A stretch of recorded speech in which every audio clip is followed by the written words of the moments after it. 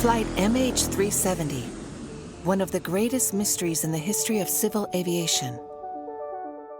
On March 8, 2014, a Boeing 777 belonging to Malaysian Airlines suddenly disappeared from radar screens with 239 people on board. It will never be seen again. A Boeing 777 obviously doesn't just disappear. So right out of the gate, it's clear that something very unusual and very strange was happening with this airplane. In July 2018, after 4 years of investigation, Malaysia abandons the search and comes to a terrible conclusion. It is not able to determine the causes of the aircraft loss. Australia, China, and Malaysia have collectively decided to suspend the search. In the first episode of this documentary series, we will attempt to understand the failure of this investigation, which monopolized hundreds of experts and cost millions of dollars. The reason for the failure is that we didn't search the right area. I think the fundamental problem was that Malaysia was ill-prepared. We unveiled the inconsistencies published in the official report.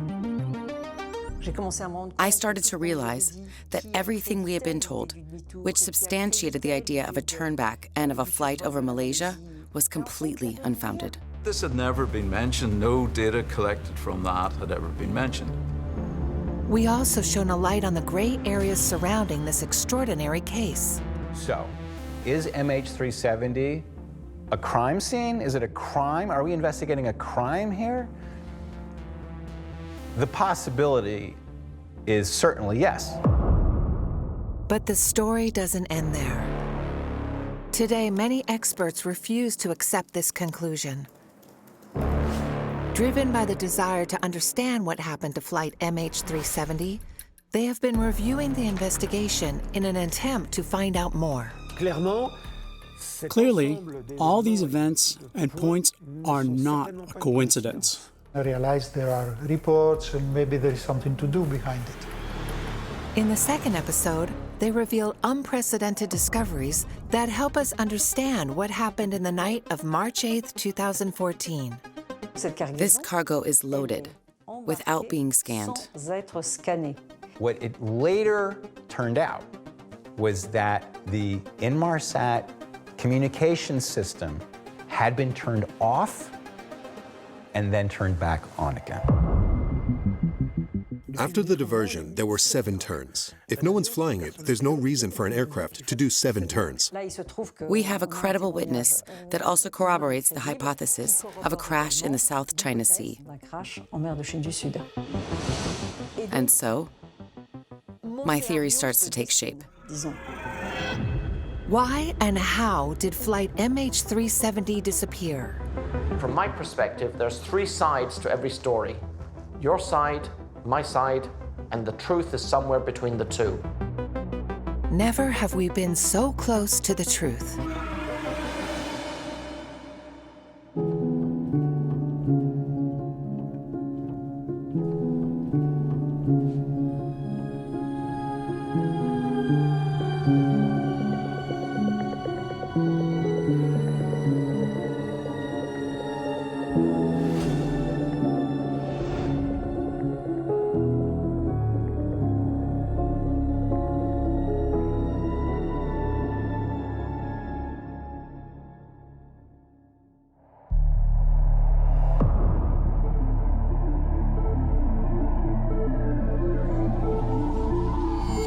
July 30th, 2018, more than 4 years after the disaster, a turning point in the case of Flight MH370.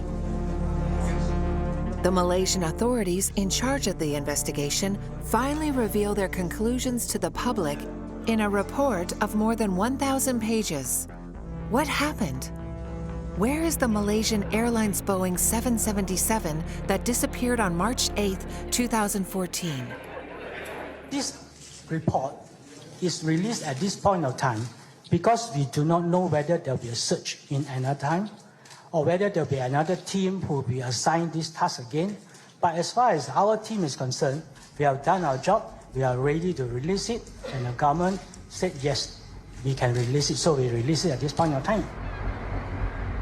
Don Thompson, an Irish engineer specialized in aeronautics, has followed the events from the start and noted shortcomings in the Malaysian report. We don't have any real significant, tangible results. They didn't write about any analysis, and they didn't detail what their certainty was.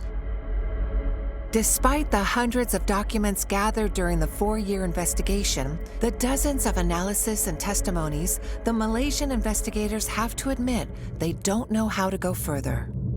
The report is factual. It contains many factual things, many elements, and sources of information. And when you read it, you think you can take away quite a few things from it. Unfortunately, it's not conclusive, meaning that it doesn't provide enough elements to be able to say that is where the plane is. Several experts are convinced. To solve this mystery, they must first understand what went wrong at the very start of the MH370 case.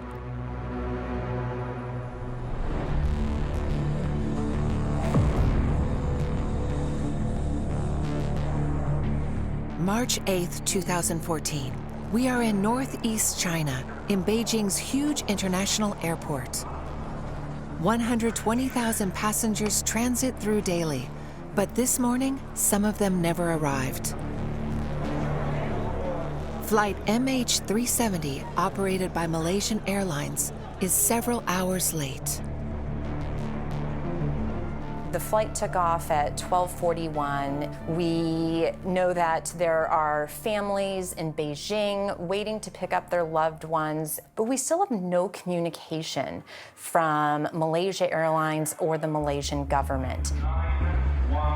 Departing from Kuala Lumpur, Malaysia, the Boeing 777 was to travel 2,670 miles to reach Beijing, the Chinese capital, at 6:30 a.m. On board, 239 people of 14 different nationalities, including many Chinese. In the arrivals hall, the passengers' relatives are starting to panic. No news, no nothing. Pas d'informations, rien du tout. On attend encore, toujours pas d'infos. Donc on est un peu inquiet. This incredible situation is not typical of Malaysian Airlines. Malaysia's national and largest airlines has an excellent reputation and has never encountered any major problems. In 2014, Hugh Dunleavy holds the very strategic position of commercial director. Malaysia Airlines was one of the few 5-star airlines in the world. I think there are only about 6 or 7 airlines in the world that are rated 5 class. Malaysia Airlines was one of those and had been so for many, many years. Should we be worried by this disappearance? At 12 p.m., after a long 6-hour wait, the airline finally makes an announcement.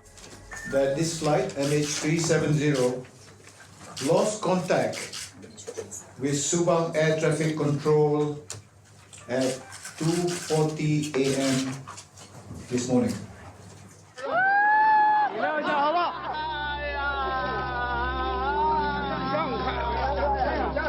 The announcement plunges the families into dismay.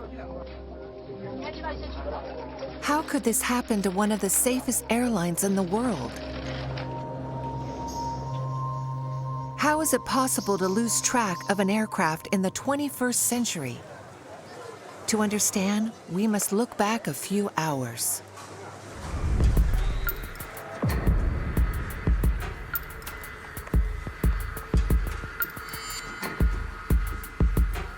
In the night of March 8, 2014, at 12:40 a.m., flight MH370 left the runway at Kuala Lumpur Airport.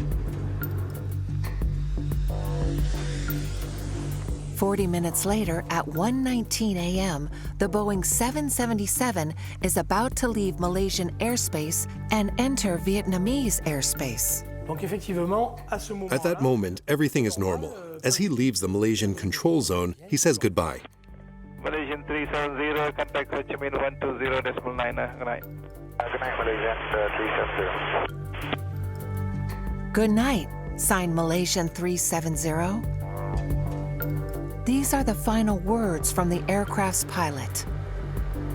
6 seconds later, as it's about to enter Vietnamese airspace, the plane suddenly disappears from radar screens. The rule is that we should recontact them within a minute or so. We call them to say hi and introduce ourselves. They find us on the radar and authorize us to enter the country and follow the route in the flight plan. Within that minute, the pilot should have contacted the next control zone, that is, the Vietnamese control zone. But the aircraft didn't contact Ho Chi Minh. Focused on managing traffic, the air traffic controllers don't immediately realize what's happening. The Vietnamese air traffic controller woke up 15 minutes after the time he should have received the call. It was a very long time. Part of the report is dedicated to the transcripts of conversations between control towers and the airline. When rereading them, some experts have noted the confusion that reigned throughout the night. Still negative contact with Malaysian 370. Confirm, still negative contact with Malaysian 370. Affirm, negative contact. Reference to the company Malaysian Airlines. The aircraft is still flying. It is somewhere over Cambodia. Somewhere over Cambodia? Affirm.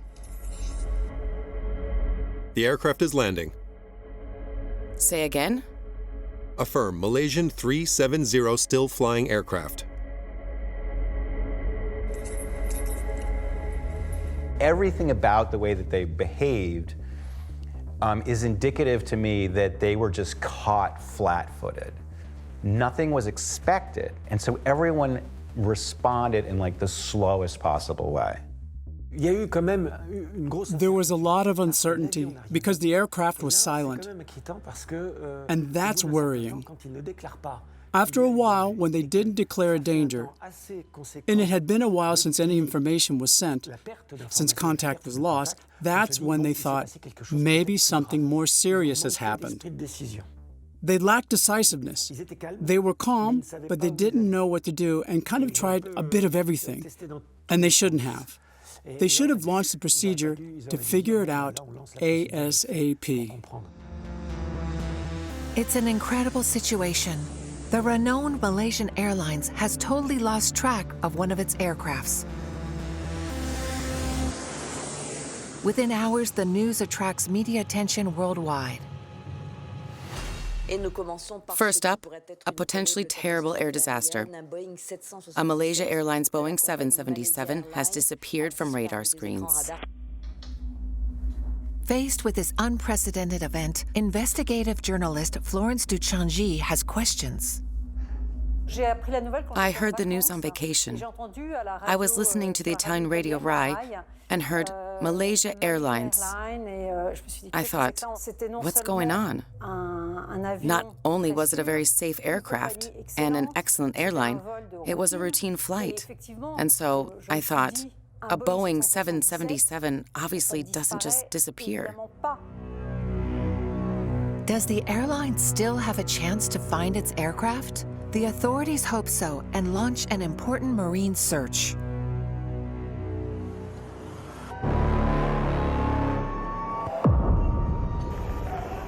South China Sea. This large area is where the search for MH370 starts. More specifically, the place where the aircraft signal was lost. Within hours, military ships and helicopters are dispatched to the area in an attempt to find the aircraft and any potential survivors.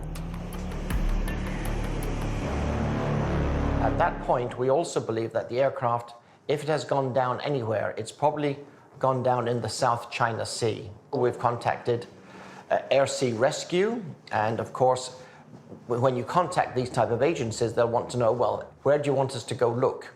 And that's the one question we could not answer because we don't know the physical location of the aircraft. This method of searching is tedious, but history shows that it can sometimes help find precious clues.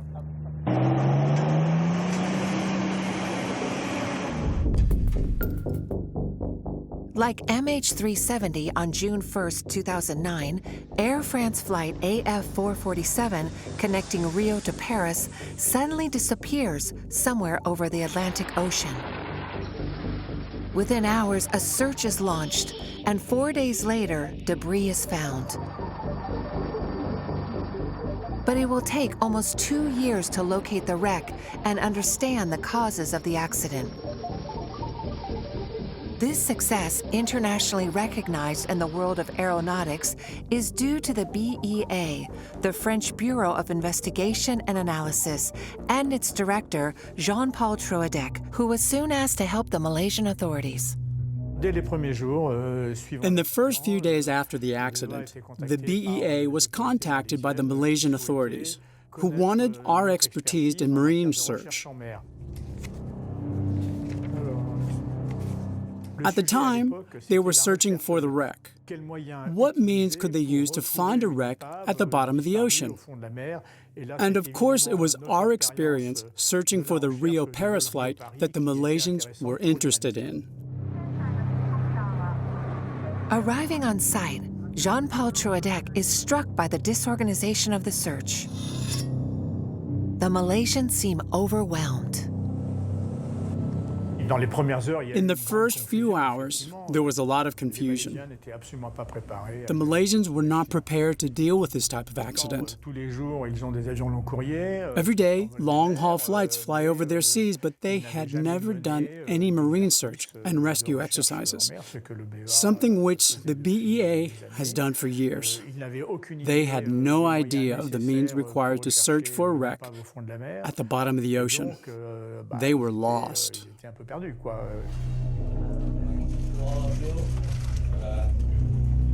We are unable to inform to all of you that any object was wrecked. This point in time, the search and rescue team has started since morning. We don't know the details because everyone is asking for details, which we simply do not have. We're working hard with the various search and rescue and government agencies of all the countries that are potential assistance to the situation to help us, but we don't have any more information. But we're happy to answer as many questions as we can, but be aware, we may not be able to give you definitive answers if you're saying, where is the aircraft? We simply don't know.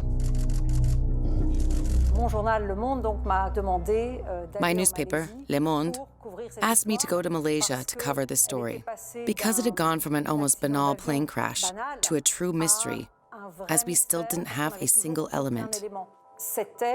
It was very, very chaotic. Given the extremely poor communication, people started to come up with a number of theories and conspiracy theories.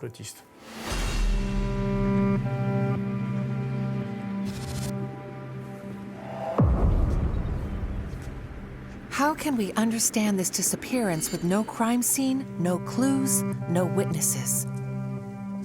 In the absence of material evidence, fantasy and imagination get the better of reality, as shown by this announcement from a Malaysia Airlines representative postulating that the plane could have landed in China.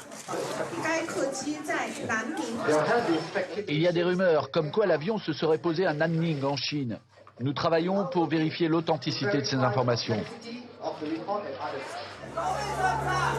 I think that's one of the first rumors that was spreading in China as those families waited in Beijing and the flight didn't arrive. The rumor was that it actually was diverted to Nanning for safety reasons, but that was false.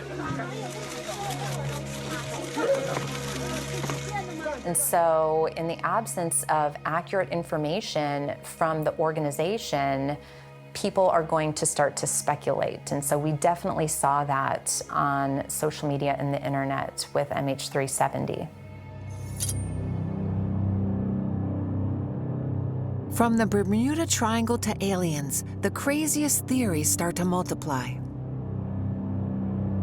You get almost immediately a proliferation of people coming out of the woodwork and throwing every kind of possible theory against the wall. You get people who said, oh, I was on a boat at the time and I saw this fireball going through the sky. CNN issued a survey that indicated that at one point about 9% of Americans actually believed that aliens could have potentially hijacked the plane. How can we navigate all this information, often unverified or even false? The subject dominates the media, and journalists try to provide answers. From the very start, Florence de Changy develops a passion for this extraordinary case. I think that if it had been a cargo plane whose only victims were the pilots doing their job, it wouldn't have had the same impact as a commercial aircraft with 239 people on board, including 3 babies. The fact that there were all these passengers on board, obviously, contributed to my motivation to uncover the truth. If people around the world are fascinated and puzzled, behind the scenes, Malaysia Airlines is in a difficult spot. After 30 hours without news, Hugh Dunleavy, the airline's commercial director, sets himself the difficult task of communicating with the families despite the lack of any new information. I will tell you that we have communicated to the family members that after more than 30 hours without any contact with the aircraft, we believe that the family members should prepare themselves for the worst. Information is not important. That event took place after I had communicated with the family members. Of course, they're very upset, they're angry, they're very disturbed about what's happened, and there's this feeling of loss, hopelessness, what's gone on. We don't have a real reason for why their family members are now no longer with them, and what exactly happened is still unknown. This announcement by Malaysia Airlines commercial director dashes any hope for the families and casts even more mystery on the case.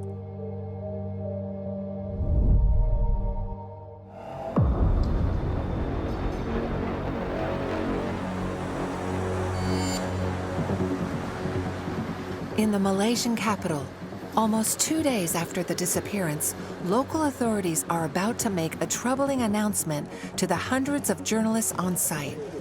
Their discovery will disrupt any previously held certainty on the fate of the plane and its 239 passengers. Actually, we look back at the recording, and there is an indication, possible indication, that the aircraft made a turn back.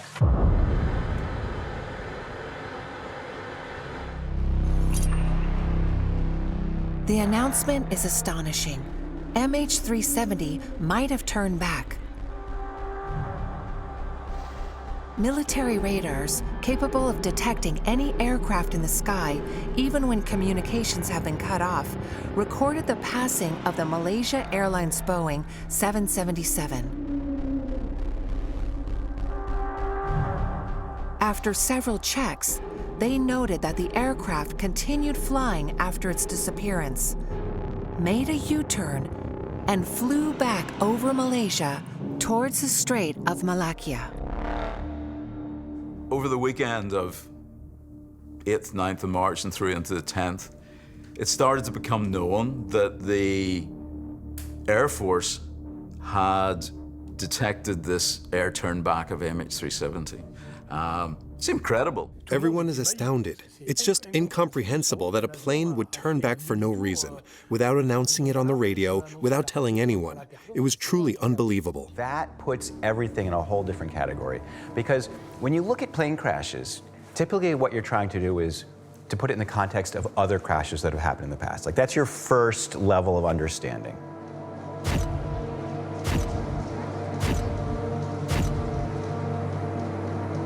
Did the engine fall off? Was it a hijacking? Did it explode? What sort of bin can we put it in? What is it like? Normally, when things go wrong in commercial aviation, they go wrong quickly. So this plane did not do that at all. In fact, I couldn't even think of a single case of something like this happening, where a plane vanishes from radar and doesn't crash. It actually turns around and keeps flying and goes back the other way. Fast and high, and passes over airports, so it's not in distress, it's not trying to land, it's just making a beeline in the other direction. That's very weird. So right out of the gate, it's clear that something very unusual and very strange was happening with this airplane. Why would the plane follow this totally erratic trajectory? Diving back into the investigation, Captain Patrick Bleley tries to put himself in the shoes of MH370's pilot and to understand the reasons for this change of direction. There are several reasons. The first and most common is technical failure. The plane disappears from radars because of a total power failure, a fire, smoke, and pilots are supposed to save the plane, crew, and passengers. The idea is to turn back and find the nearest possible landing site. It's called a deviation. Other reasons include hijacking, where someone takes control of the aircraft against the crew's will and what was planned by the airline. In this case, connecting Kuala Lumpur to Beijing. That is a whole different scenario. That is a terrorism issue.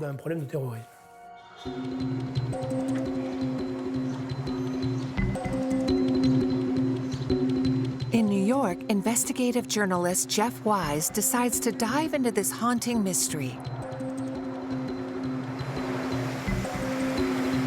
For weeks, he attempts to analyze this trajectory, which no safety protocol, no regulation, and no rational behavior can explain.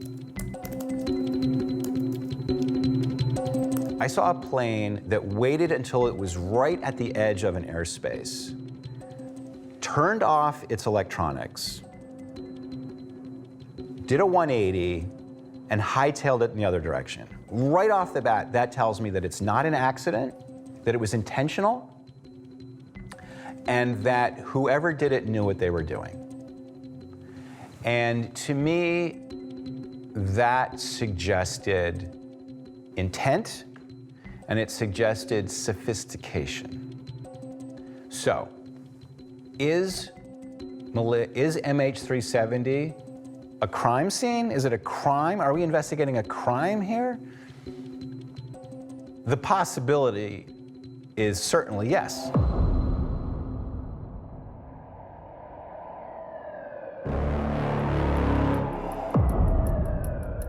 In the Malaysian capital, the incredible announcement of a turnback has caused utter confusion. Who to believe? Who to listen to this totally unprecedented situation in the history of aviation? Gathered in their hundreds, journalists from around the world harass the passengers' loved ones, desperately searching for a scoop.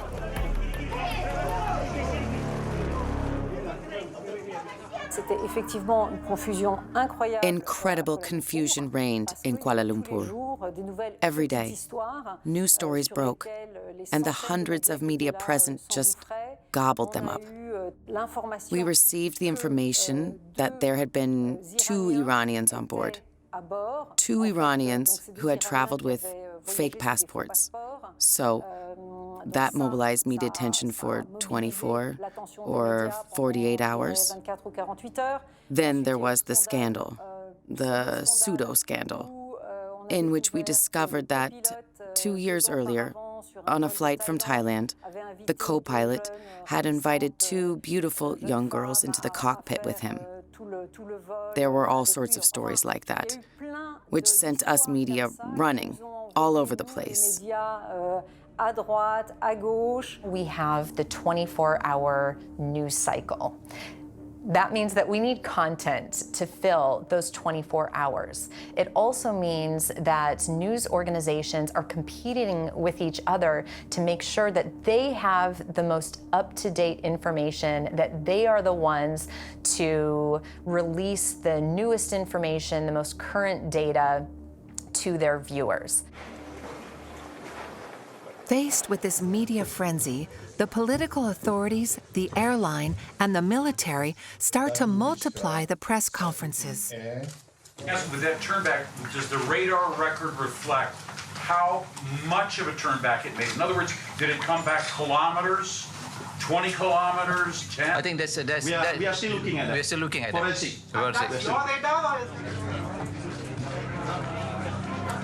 Dans un accident comme celui-là, il est important qu'au départ... In an accident like this one, it's important for the communication to be well managed from the start and managed by professionals.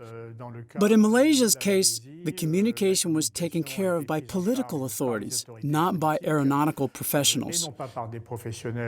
In countries that have a professional investigation bureau, this bureau is the only body authorized to communicate. From my point of view, one of the reasons there is so much suspicion surrounding this investigation and this event is that it started with very chaotic communication. From the very early days of MH370, there was a lot of frustration on the part of the press with the Malaysian authorities. It seemed that they were not being forthright. My interpretation personally was that they were embarrassed. Malaysian Airlines is the flag carrier of the country, and it is a point of considerable pride that this is a good airline.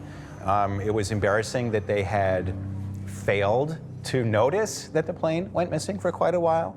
I think it was embarrassing that they did not apparently notice it at the time on their military radars. And I think they were horrified at the possibility that maybe the person who took the plane was their own pilot.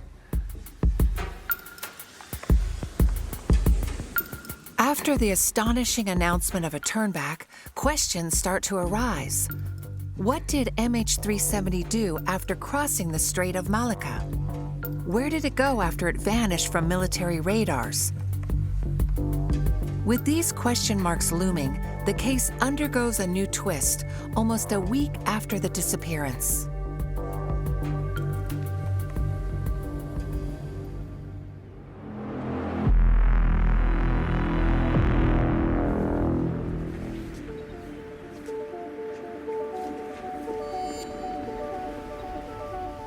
British capital London is now at the heart of media attention. On March 14, a satellite communications company called Inmarsat published an explosive statement.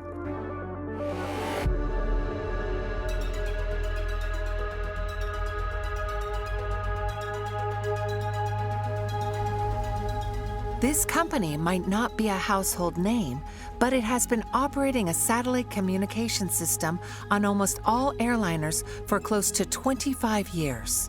So Inmarsat is a UK-based company. It is a consortium of international nations.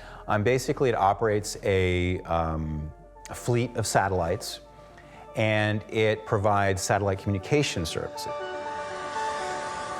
Inmarsat reveals that after cutting off communications at 1:19 a.m. and disappearing from military radars at 2:25 a.m., the aircraft automatically reconnected to one of their satellites. These connections between the Boeing 777 and the satellite provide some certainty. The aircraft didn't crash into the South China Sea. It continued to fly until 8 a.m., at which point it probably would have run out of fuel.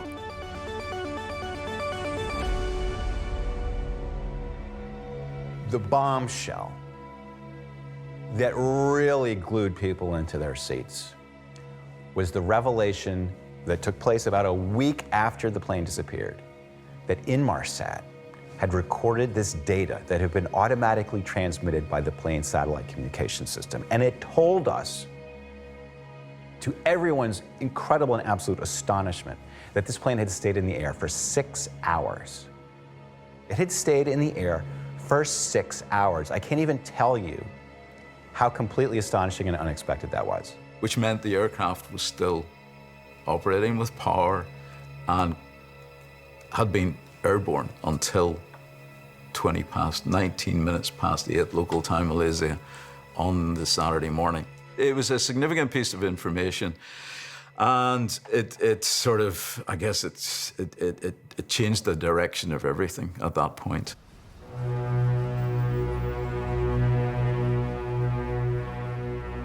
In Malaysia, where the investigation is stalling, Prime Minister Najib Razak confirms the information at a press conference.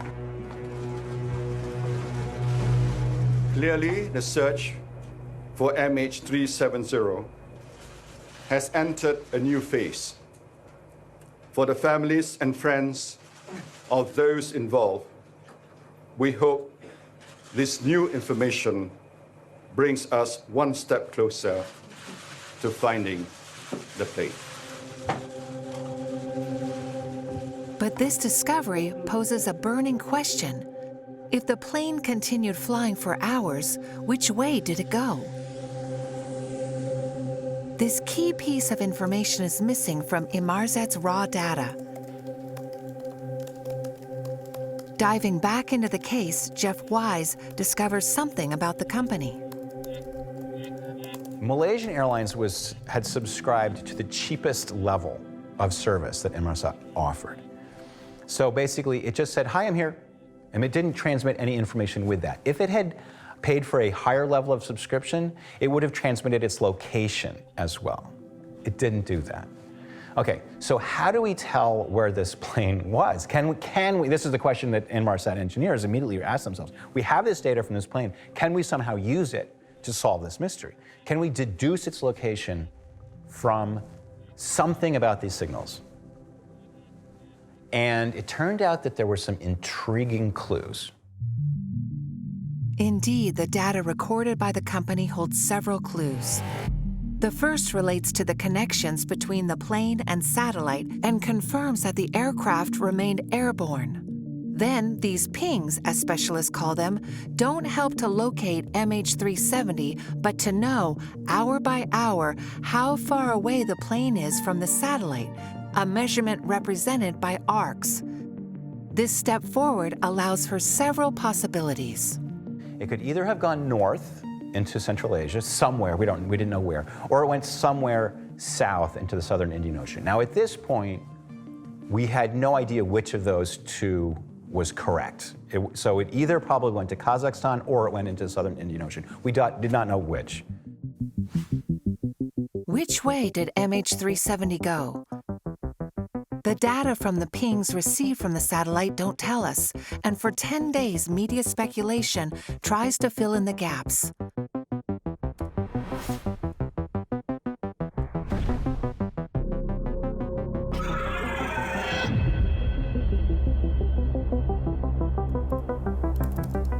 Journalist Jeff Wise, now obsessed with this mystery, puts forward a pretty incredible theory.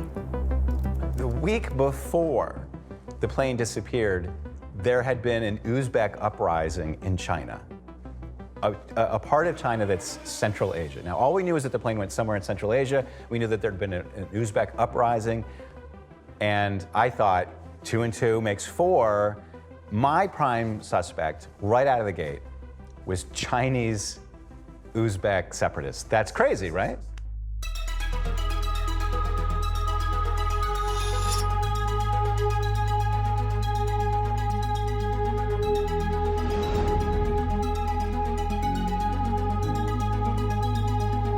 This is where Jeff Wise kind of like goes out on a limb. And my editor thought that that was crazy and said, "If you are wrong, will you apologize?" And I said yes. And so then, pretty soon after that, more of the data came out, more of the data was analyzed, and I was like, okay, I'm wrong, and I wrote an explanation. She held me to it. She made me write an article saying, I was wrong, this is why I was wrong, and so, mea culpa. For several days, Inmarsat's engineers refine their analysis.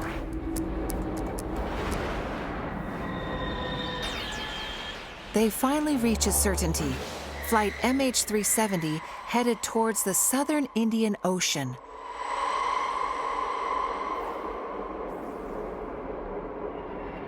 On March 24th in Kuala Lumpur, Malaysian Prime Minister Najib Razak makes a new announcement, this time with immense gravity.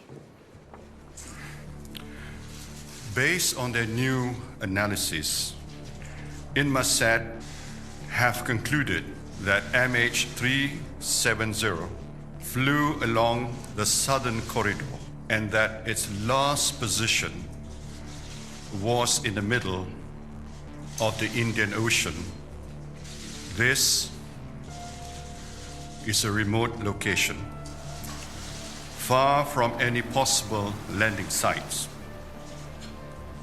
It is therefore with deep sadness and regret that I must inform you that flight MH370 ended in the southern Indian Ocean. After weeks of speculation, this announcement provides families with the certainty that the passengers and crew of flight MH370 will not be found alive. This opens a new chapter, finding the plane and its black boxes.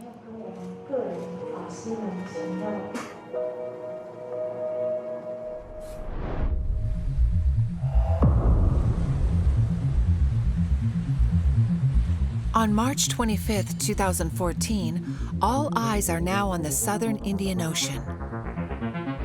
An area 1,200 miles off the west coast of Australia is now the focus of the search for flight MH370. It was a real challenge to the Malaysian culture, and a lot of work and a lot of focus was done within Malaysia to help out as much as we could, identifying what we could do about finding the aircraft, which triggered that largest and most complex search in aviation history. Faced with the magnitude of the task, Malaysia, in charge of the investigation, delegates the search operation to Australia. So the best people in the world have actually put their efforts into identifying the search area for us. C'est une décision politique de l'Australie. It's an Australian political decision because we're off the coast of Australia. They consider it to be kind of their territory. And so they wanted to show that it was happening in their country. But there was a certain practical logic to it because it's easier to get boats from Australia than from countries that are much further away. But the operation proves incredibly complex. The teams are searching for the plane's black boxes in a place where the ocean can reach a depth of almost 23,000 feet. To do so, they must try to locate signals emitted by the flight recorders, which can be detected up to 3.7 miles away. Jean-Paul Trudec is always on hand to provide his expertise to the search teams. They are active signals, and those must be searched for first. Very quickly, you have to place microphones into the sea that will be able to detect these signals. The issue is that time is of the essence. Indeed, these boxes only emit for 30 days, and the search area is huge. We were confronted with an extremely vast zone, a kind of arc off the coast of Australia. And this arc wasn't just a precise line, it was more of a band. And when you do the math, it represents an absolutely huge search area.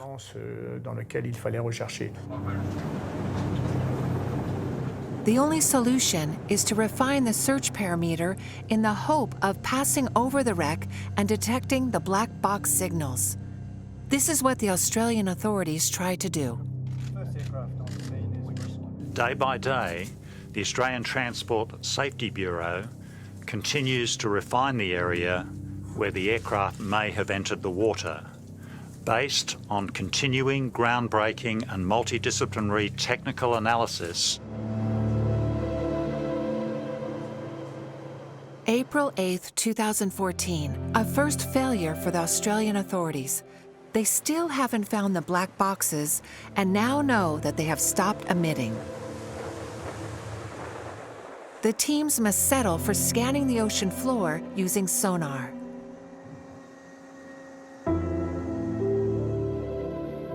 It will take months or even years to find the wreck. Another blow for the families of the missing.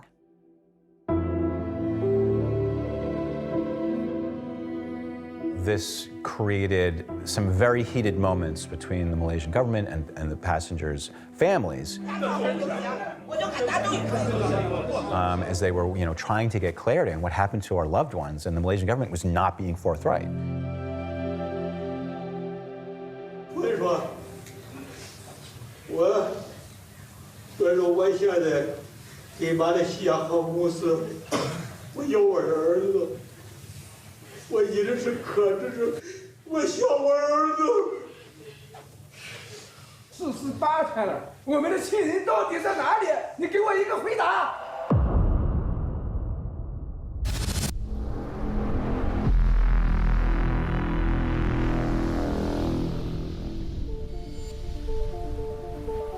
On July 29, 2015, after 575 days of unsuccessful searching, a new development shakes up the case. A piece of plane wing, a flaperon, washes up on one of the Reunion Island's French beaches. This surprising discovery places the case back at the heart of media attention. Is the disappearance of flight MH370 about to be explained? Footage from Reunion Island could help solve the mystery. In July of 2015, a piece of debris washed up on Reunion Island, and the other end of the Indian Ocean, thousands of miles from where the plane disappeared. And if the plane went in the southern Indian Ocean, one of the questions people were asking from very early on was, well, where's the debris? Finally, okay, here's debris. Can it really be a piece of the Malaysia Airlines Boeing 777? The debris would have traveled more than 3,000 miles without sinking. Journalist Florence de Changy questions this eventuality. You have to remember that the Indian Ocean is one of the fiercest oceans on the planet. This means that, over the course of a year and a half, the flaperon would have been through dozens of storms and gradually filled with water. So, at first, its appearance is spectacular, exceptional, almost miraculous. To be certain that the part belongs to MH370, it is sealed and transported to a laboratory at the Directorate General of Armaments near Toulouse, France. But one detail slows down the investigators' identification process. The debris has no serial number, despite every part requiring one. A detail picked up by journalist Florence de Changy. The flaperon, discovered on Reunion Island, had lost its serial plate. This was hugely problematic. There is no good physical reason for this flaperon to have lost its plate over the course of a few months in the Indian Ocean. For Patrick Blelly, a pilot for a major airline, this event is not at all surprising. At first, people tried to say that the flaperon didn't belong to the aircraft. There's nothing to justify this, even if a plate was missing. Very frequently, during aircraft maintenance, when a technician doesn't want any trouble from a plate that's in the way during a repair, they remove it and don't put it back. Job done. On August 5, 2015, as more and more questions arise surrounding the flaperon, the results of the analysis carried out by the French experts are revealed.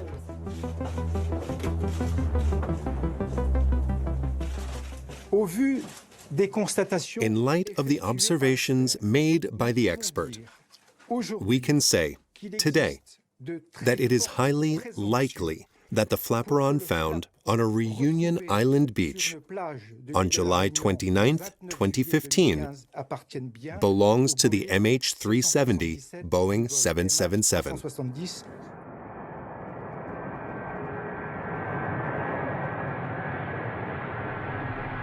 Argyris Kemalakos, an expert specialized in aeronautical structures, quickly took an interest in the French experts' conclusions. They measured the drag of the flaperon in the air and in the sea, and everything looks possible. Also, it was covered with a lot of shells of different sizes who grow in different parts of the ocean with different temperatures. So all the indication was that it made a long trajectory, a year and a half in the sea, until he ended up on the beach. The arrival of debris on Reunion Island indeed provides information because it provides the certainty that a plane crashed into the Indian Ocean. Until then, it was a hypothesis. We now have a tangible piece of the plane, which was eventually identified as belonging to the aircraft. And so, this reinforces the idea that the Indian Ocean is where we need to search. The incredible discovery of the flaperon will unfortunately not help the search teams find the plane. So where must they search when there is no clue as to the precise location of the wreck? It's like a needle in a haystack, but even worse. I think it's a needle in a field of haystacks. You first have to find the right haystack. Did the Malaysian investigation go far enough? Must we reinterpret the clues discovered throughout the case? We're going to start over, from when the plane disappears from radar screens. In the next episode of this documentary series, independent investigators re-examine the Malaysian report in search of new clues. They follow new leads and come to unprecedented conclusions. I started to realize that everything we had been told, which substantiated the idea of a turnback and of a flight over Malaysia, was completely unfounded. Why there was no mention in any of the official reports of ADS-B data. We found various elements allowing us to confirm that electricity was restored on board. Thanks to their investigative work, the mystery of Flight MH370 is about to be unraveled. Can it happen accidentally? No, it really can't.